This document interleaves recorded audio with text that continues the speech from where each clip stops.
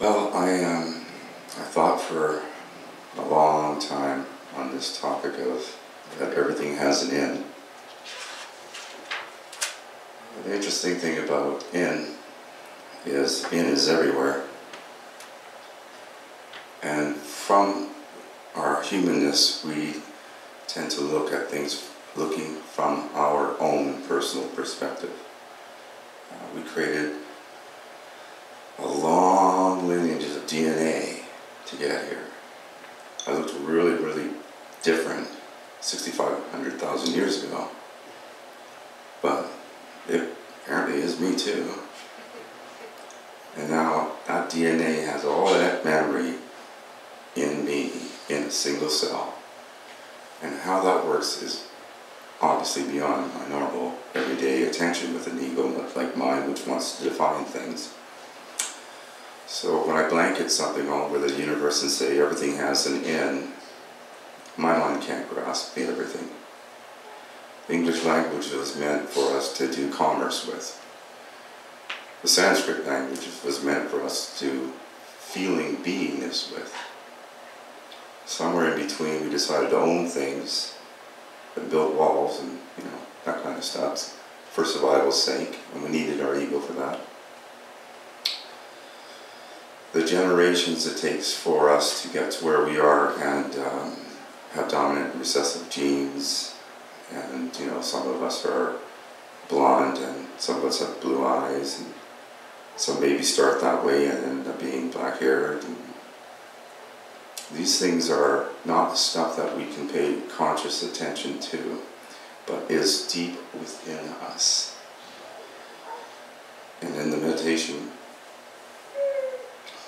when we drop or suspend judgment, when we're not attending, the universe, our perception, is involved in.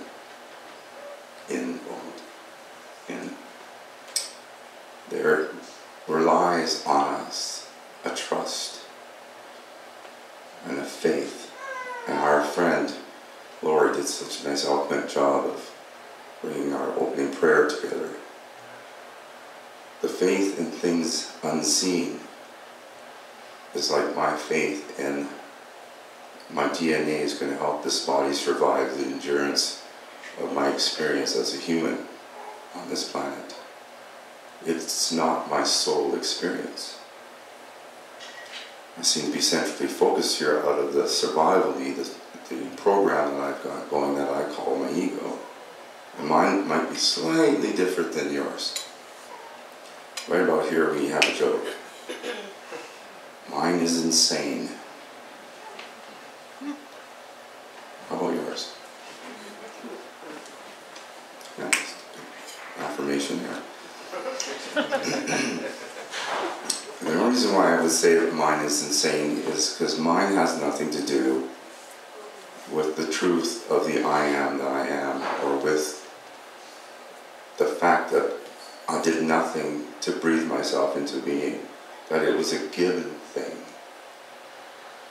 And I reside in something. And part of my talk is about thing. Something. Thing. There's a definition online that says thing, as a preposition, it is or appears to be enclosed or surrounded by something else. So I had to use a thing twice in order to perceive the thing. And the interesting thing about thing is it's got a sound at the beginning and at the end. And in between it has an in. Everything's got an in. As an adverb, expressing a movement in which someone or something becomes enclosed or surrounded by something.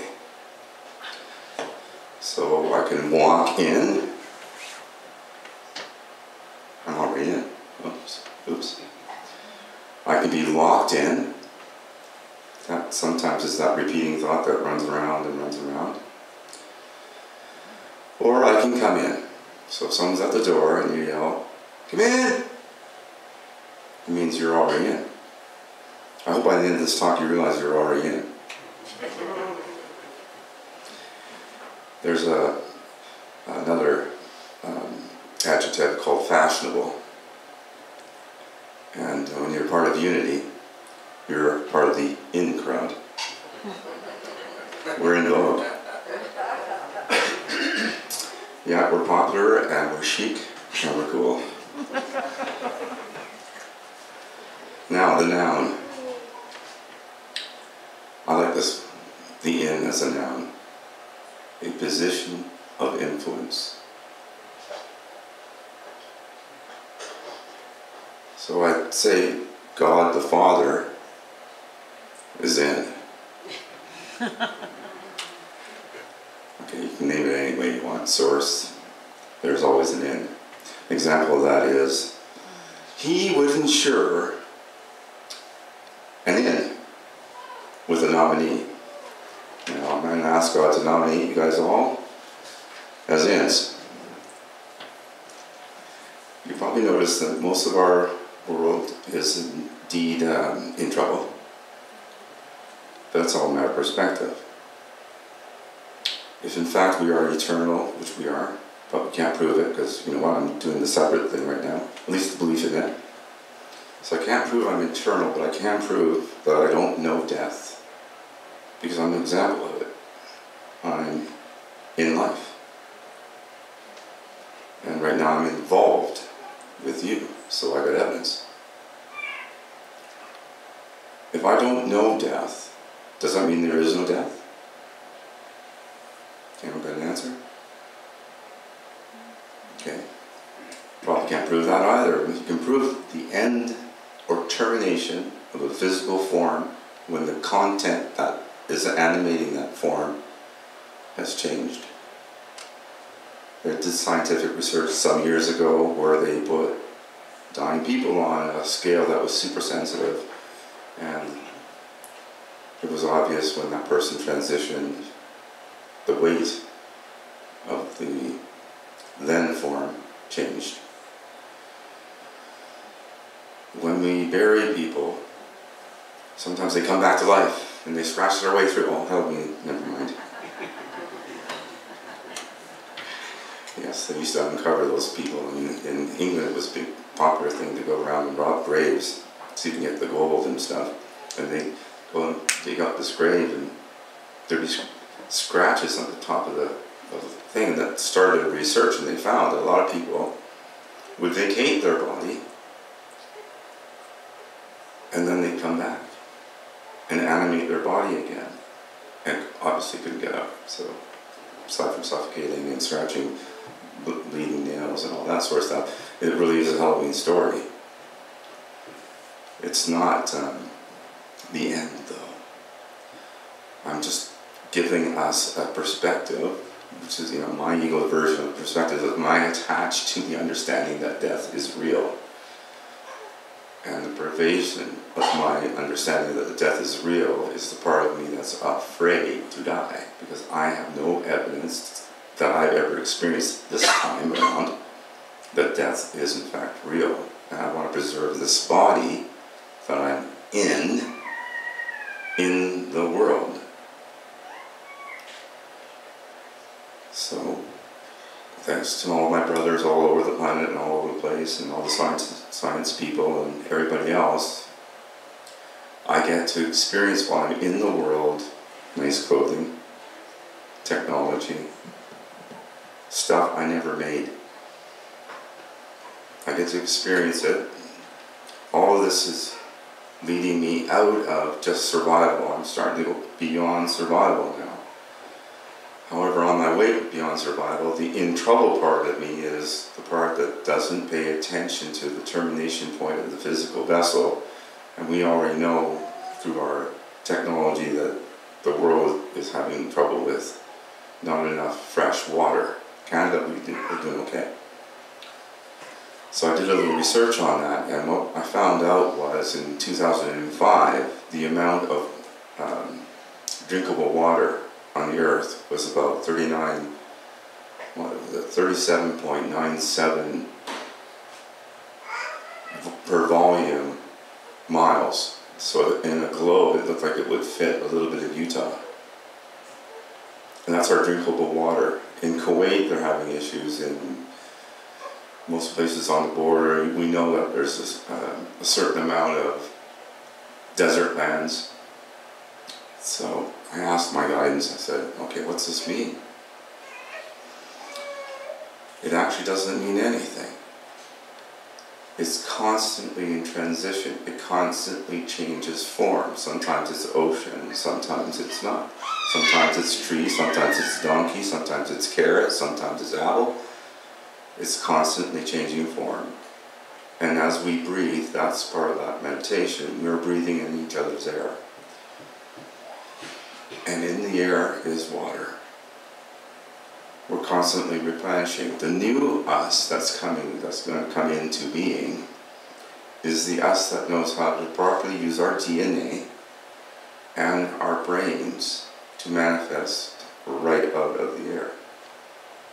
Using what is direct in our source, the very life of us, the very being, the Sai Babas use. They know if they ask, it is given. We're going to be a new species that does the asking is given, where our needs are supplied and can be supplied in that manner. Moses did it in the desert with manna falling from heaven. Jesus did it with the baskets. There's a lot to this story. Where I'm going with this is, in our now science, which is why I brought up technology, there is evidence of even a smaller particle than all the other particles that we thought that were small. And they still can't really understand that every time they look at a particle, what they see is something that isn't there but shows up when we look for it. So they keep going smaller and smaller and smaller, but we are now learning and can see with tools that enhance our vision the energetic fields that make up the atoms, including our hands, the molecules that make up everything. We can see them with enhanced frequency perspective.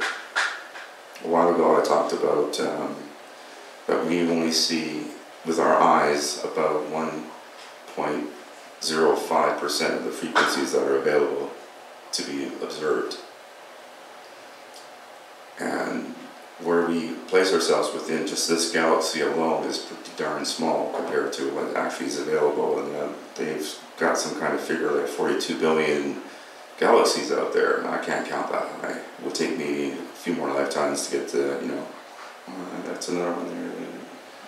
There's another one. So on our perspective of going all the way in, there's an in the smallest particle that is also an in the largest volume. And all these are in something. And there's some really good videos out there that show that. It's some awesome videos that show the, the expansion from the inside to the furthest that we can sort of imagine. However, contemplating it and perceiving it and visualizing it still requires us to perceive from our own inside view. And as we learn to change our inside views, as we learn to surrender our ego perceptive attitudes, more comes in. So if I judge, I can receive almost nothing. That's what my ego does. It says, okay, that's going to hurt you, so we're not going there. And when I not judge, I can receive. So, believe me, the not judging part can be more uncomfortable than the judging part. Because my ego gets afraid and it doesn't understand how to integrate into my own being without that fear. I have to learn in my own being to trust, and that's the faith that Lori was talking about earlier. To trust that the very life that I am is in fact eternal. I can now start letting go of my fear. So what I'd like to do at this point, I'd like to introduce you to a thought that about sacred geometries. And that sacred geometries are what gave us our mathematics. And the visionary people that brought mathematics into what we now know as quantum, that can make a cell phone talk to somebody on the other side and you can text somebody that's in an instant, that is in India, right from here, and they'll reply to you in an instant. And because of this kind of idea, and all these great thinkers that have been able to use imagination, when there's an in that too, by the way, they've been able to use this in order to help us, who are the lay people that get to use these things, except the scientists in here, that get to use these tools, and those to enjoy, to learn how to live beyond fear, and to learn how to live beyond the nature of survival. We're going to get to a place pretty soon where the energy cycle will be different as well. There's another engine called the 0 point engine, which is now going to become available, thank you God. And we have a government that's starting to agree in Ontario at least to end the use of fossil fuels, which will help a lot. There's some things that are coming to us, and these are our brothers. So are our brothers separate from us? No, they're in the world like we are, and we are in the universe like they are. And they have an in that is toroidal, right around where the heart is. And the discovery from a really nice guy named Nassim Haramein in his resonance project is that this frequency toroidal is stronger than any emanation from our brain in energy, and does the same thing that cell phone doing a text message does on the other side of the world here. So we are actually joined, and it's provable now. Of course, we have a lot of psychic things going on, and the heart math and the Mayo Clinic are starting to get into it, and it's all fun. For us, as our experience is concerned, we're starting now to be able to communicate to each other. My ego communication may not get to you, but my heart communication can. So if I bring everything to my heart, and I communicate, even if it's a fear that I bring to my heart, and I communicate from my fear, the universe will reply to me in love. Because it replies without judgment, which means without the interference. Isn't that great? We've got a fail-safe program going on. Yes, okay, so now I'm going to get into the weird stuff.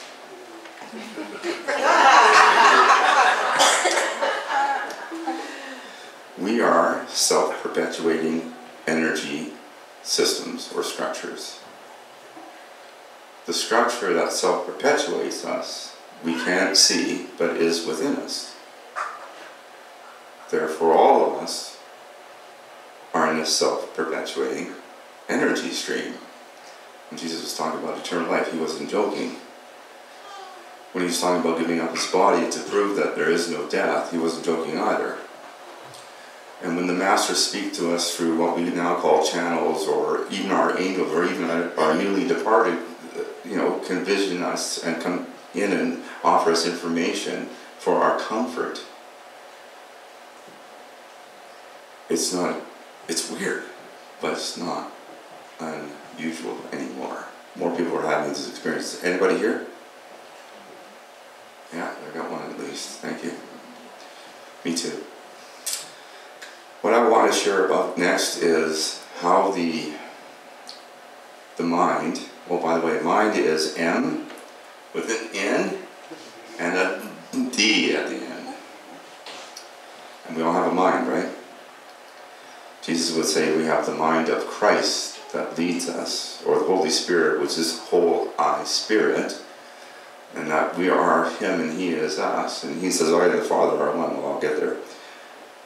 I want to do the archaic stuff first, so I'm going to read a little bit, and if you fall asleep, it's okay. One of the great voices of that, bridging that realm, coming through someone's heart, being able to speak through their body and their mind, one of the great ones was called Ramtha. And Ramtha, a little history on him, he purports that he was 65,000 years ago in Lemuria, which was another way these continents were all attached together, and that he was a very angry young man because some race there, we'll call them the Atlanteans, murdered his family. So he got a vision, went up to a mountain and got a sword, and And this angelic being said, go and conquer yourself. So he conquered 3/4 of the known world at that time. And the story that he told is he got run through because he became the very evil that he was trying to conquer. He got run through, and the same voice came back to him and said, stand up. So he put his hand inside his wound, stood up, and the people that were at that time conquering him ran away. From that point on, he decided to look into a different way of being, and in his lifetime ascended. So that would be called an ascended master. So Ranta, as an ascended master, has a couple of things to say. I'm quoting actually from the White Book. This is what his very easy statement to understand if you drop all concepts of what you think is. He says, if you look on anything whatsoever, it is God.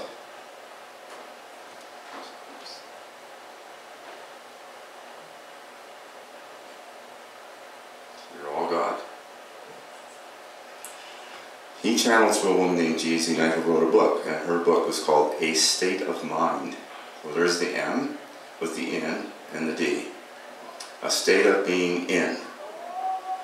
In everyone we have a perception, and she talks a lot about perception, but I took a quote from page 90 and 291, so I'm just going to read it as though she were talking. I was still contemplating the possibility of God being all of us as I gazed up upon Rantha's beautiful cinnamon-colored hands. Rantha, isn't God up there? I pointed towards the ceiling. He is our Father that protects us. Ranta says, God is within you, but evidently God be the life force of all. This is like unto what Master Jesus said, I and the Father are one. Indeed, so it is with you. J.C. says, so you're telling me that I'm God? You really believe that? Ranta says, no, I don't believe anything. I know it. There is a vast difference indeed between believe and know. She says, and so she says, so Jeremy is God, Brandy is God, Chris is God, Rona's God, Rosie's God, Nathan's God. So everybody's God? And he says, indeed, beloved woman, when mankind realizes that truth, that what you know as war will cease.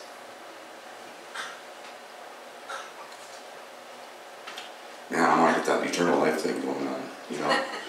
I want to get that, like, I want to know that. And I can stop being that jerk sometimes.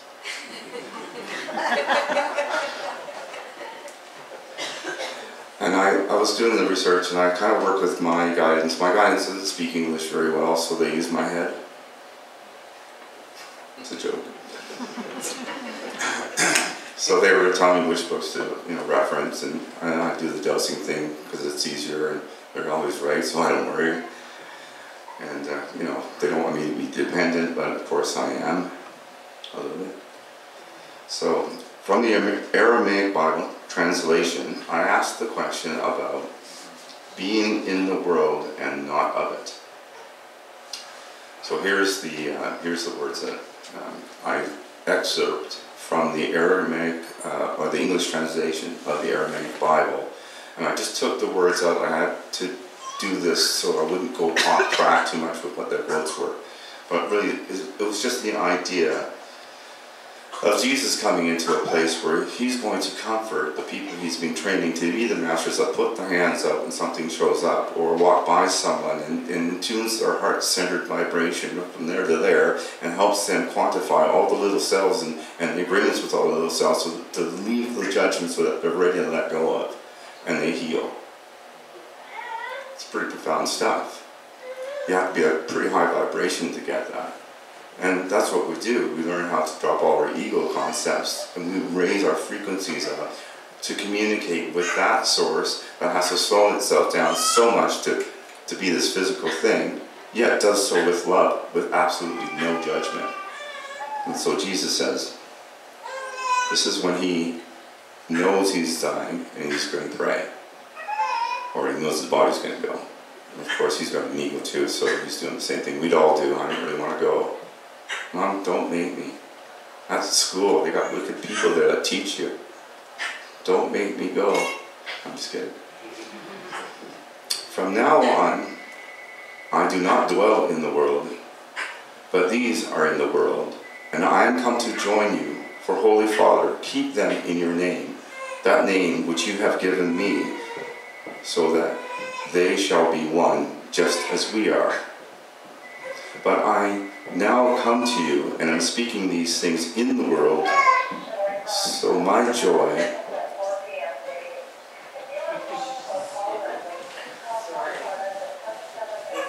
Seven, 349. Okay, never mind. That's direct link to God, by the way. If you can get that. So he says, but now I come to you, and am speaking these things in the world, so my joy shall be completed in them. Neither do I pray only for them, but also for these, for trusting in me by their word. But they all shall be one, just as you, my Father, are in me, and I am in you, so that they also shall be one in us, so that the world shall believe that you have sent me. I am in them, and you in me, so shall they be protected as one, so that the world shall know that you have sent me, that you have loved them, just as you have also loved me. Now I know that everything whatsoever you have given me is his, is from your presence. For the words you gave me I have given them, and they have received them, knowing truly that I have proceeded from unity with you, and they have believed. I and the Father are one. Strange names. In the Aramaic, I think they call it Abba, but I'm not really sure if that's true or not. So that's the old way of thinking, the old way of talking. Mostly we try to do that from a feeling place, like the word love is in there, and I don't get how I and the Father are one. I have to experience how I and the Father are one. I have to go to faith and trust to experience this. Now there's another couple books that are channeled works. One's called Journey Beyond Words. I tend to use that as a go-to book. There's another one that's called Oneness, which is also another go-to book. And these are voices that express these principles that I'm trying to embrace and embody in my own life. And then there's another book called The Way of Mastery. So The Journey Beyond Words and The Way of Mastery are both channeled works where Yeshua, Joseph David, says, it is I speaking through this person, so to speak. And he says some words. So the first one I'm going to just sort of read it if I can do it well. Am I doing it for time? We're done? Just about done, really. Okay, we got a couple minutes. I'll just pick and choose the nicest one. Journey Beyond Words. Now let us reflect further about gratitude and love you're valuing. You are oneself. God is oneself. I speak to you this day as oneself. Each other whom you perceive, be it in love or in hatred or in anger, every brother is oneself. You and I, he and she, and God are oneself. Every aspect of every being whom we perceive is part of what we are. Every aspect of everything whom you see, perceive, helps you to make you complete as the Son of God. His main point in this is, when I see me in everyone, and no matter what state I see them, there will come a time when I know that I can't be complete, and that's, I mean know, that I can't be complete here without you. And without every state of being, no matter who's chosen what to create, no matter what event it is. Once I realize that and stop fighting it and stop resisting it, I will know love. Because that which we are, and that's what shows up this fine day, this you, this now, I need you. I need you to teach me how to love. I am lost without you and incomplete. And the Christ that awakens in me, as it awakens, also awakens in you. Today I choose love. Today I choose to be in you. And today I also choose to be in the world and love it. I think that's going to be it for our talk today. I had more in case anybody wants to stop me. And with that, I believe we've got a graceful song coming out of Nathan for us. Thank you.